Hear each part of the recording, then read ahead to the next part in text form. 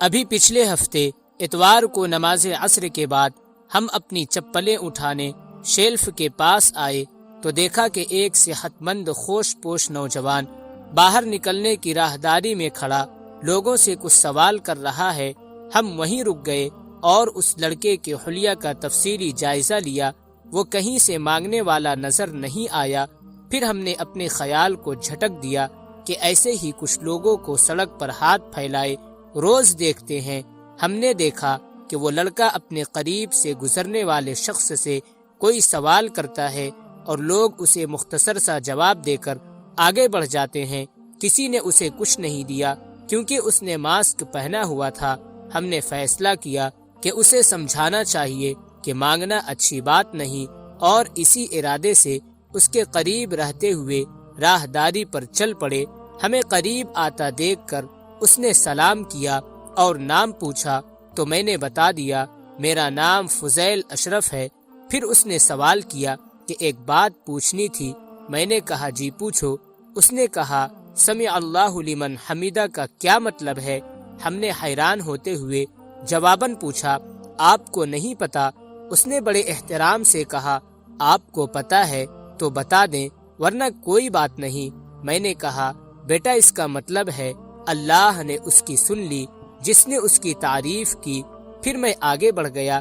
اب ہمارے دل میں اس کے لیے اچھے جذبات تھے کہ وہ مانگنے والا نہیں تھا۔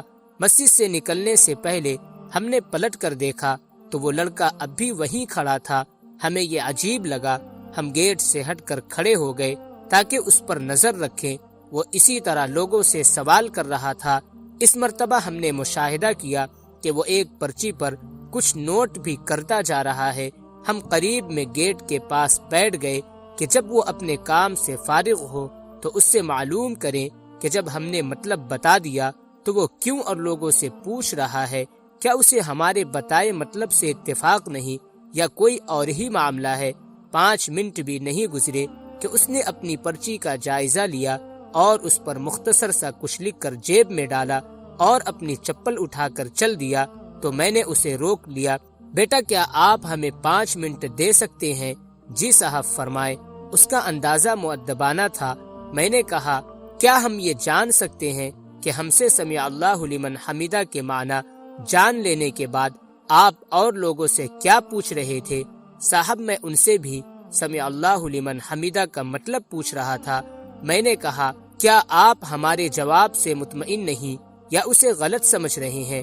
نہیں ایسی کوئی بات نہیں، مجھے مطلب پتا تھا اور وہی جو آپ نے بتایا، لیکن میں ایک سروے کر رہا تھا کہ کتنے لوگ سمجھ کر نماز پڑھتے ہیں۔ اگر آپ کو دلچسپی ہو تو میں اپنے سروے کے نتائج آپ کو بتا دوں۔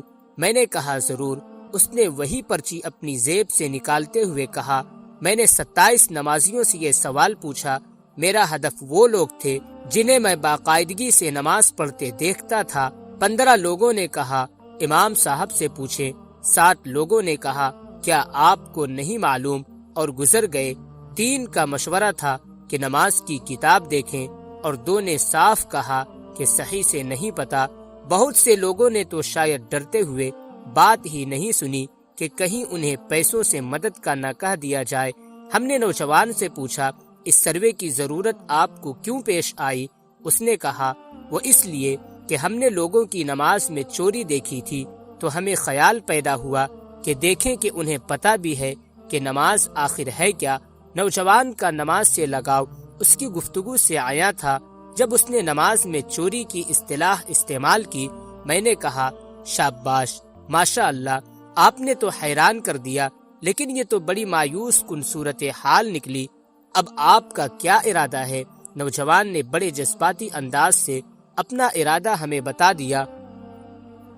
صاحب میرا ارادہ ہے کہ کسی کا نام ظاہر کیے بغیر ان نتائج سے مسجد کے امام صاحب کو آگاہ کروں اور انہیں مشورہ دوں کہ وہ نمازیوں کو صحیح نماز اس کے معنی کے ساتھ سکھائیں، کیونکہ نبی پاک صلی اللہ علیہ وسلم کی حدیث صحیح بخاری میں ہے کہ نماز اس طرح پڑھو جس طرح تم نے مجھے پڑھتے دیکھا ہے۔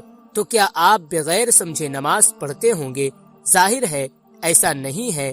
تو کیا ہمیں بھی نماز کو سمجھ کر پڑھنے کی ضرورت نہیں؟ ہم نے اس چھوٹی سی عمر میں نوجوان کی اتنی عمدہ و مثبت سوچ، طریقہ کار اور ارادے کی ایک مرتبہ پھر کھل کر تعریف کی اور ضرورت پڑنے پر اپنے بھرپور تعاون کا یقین دلایا۔ کیا آپ بھی سمجھ کر نماز پڑھتے ہو؟